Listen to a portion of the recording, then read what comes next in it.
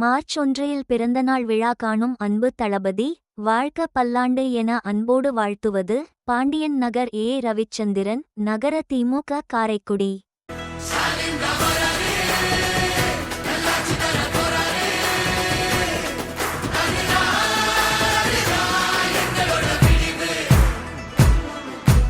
இருட்டா கிடக்கும் வானத்துல ஒளி கீத்து கீத்து பிறக்குதம்மா, பறந்து கிடக்கும்